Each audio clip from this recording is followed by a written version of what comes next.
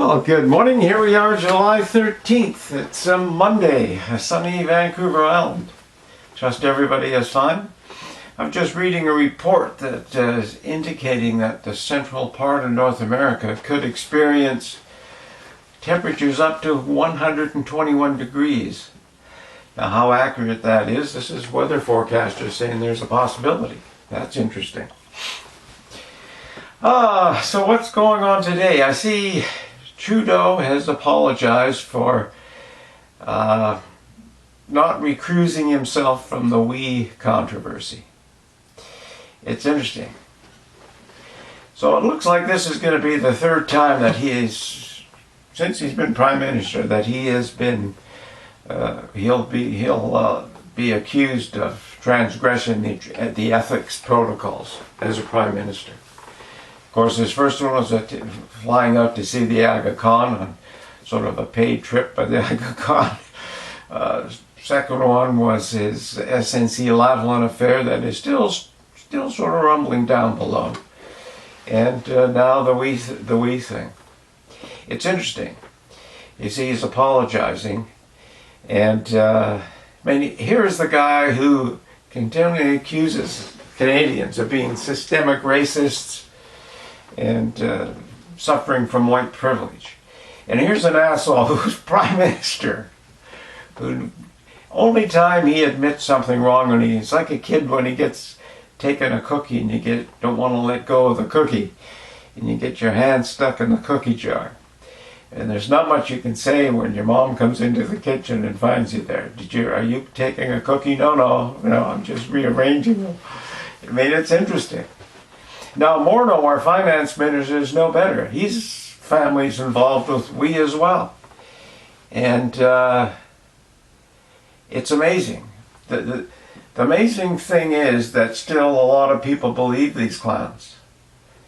I mean, someone who's lied to us, we know of 3 times, because he's come off and admitted it and apologized.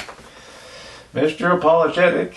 He didn't kneel down when he was apologizing. He just sort of apologized. He said, "You're idiots. You're gullible. You're sheep. You'll whatever I say, you'll believe." And in a way, that's the sad thing. So many people still believe these clowns. And like I say, Morneau's no better. They're starting to remind me. Well, they're not starting. It's like Pelosi, Schumer, Schiff, and Nadler. I mean, those people bullshitted along with CNN and all the major news channels for how long? And everything was debunked. And they still come up with that. They're still standing there with a straight face expecting people to believe them. And the sad thing is people are still believing. How anyone in their right mind who have enough brain cells to create a circuit could vote for those Democrats. I just don't know. I guess people are so in love with their political party, they just lose all logic. And the same thing happens up here. And it's interesting. It's more than interesting. It's sad. And you just look at what's happening in the Western world. It is scary as shit, man. And I think now, see, that there's no doubt that some of our politicians are involved in this shenanigans that are going on. I have no doubt in my mind. I mean, they've lied to you 3 times that they have admitted, and how many times that they haven't. So how could you, if they were in a court of law, their testimony would be tossed out. You're a liar, sort of thing. But we continue to believe them.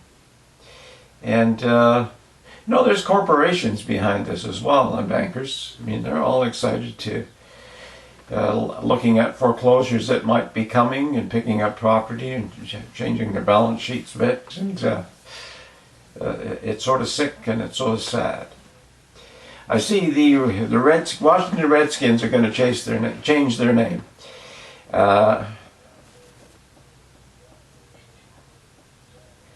Stupid, but what are they going to change into?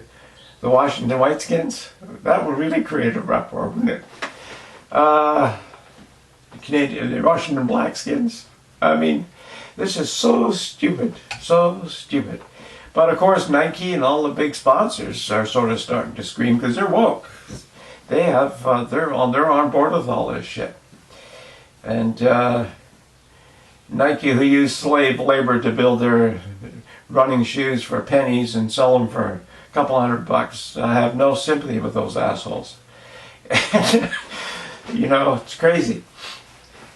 So, where we're headed, folks, I'm sure, unless people have an epiphany and wake up, I think we're all going to have our asses handed to us in a bucket.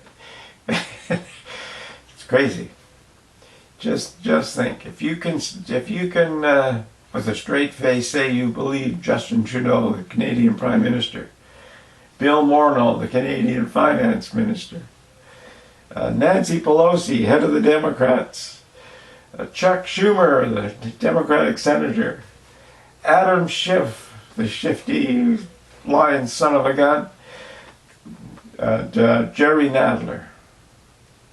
If you can just with a straight face and say you believe whatever these people say, guess you've gone over the edge, folks, because, yeah, crazy. But anyway, that's about it for now. And as always, I'll find some interesting links to put in the description part. Whether you watch them or not, that's up to you. Yesterday's was totally informative, really informative. Farmer Jones has some good stuff. And of course, I wonder if you have had a chance to download N1 Minutes to Midnight. That is George Webb's book, and it's very inexpensive. You can get it off Amazon. George Webb's N1 Minutes to Midnight. I mean, he lays out bang, what's going on stateside. You know, and Jeffrey Rathner, another guy, ex-CIA, lays out bang, what's going on. He actually has the Winnipeg lab in connection with this Wuhan thing. The military base in the States to Winnipeg to China.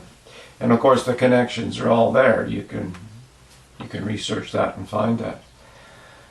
So anyway, have a wonderful day, and let's hope we don't hit 121 unless you're really into desert-like temperatures.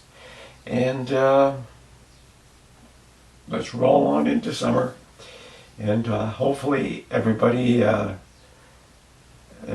sort of really wakes up, and gets rid of all this garbage that we're doing. I think it's too late, but you never say never. It's never over till it's over. Take care. Bye for now.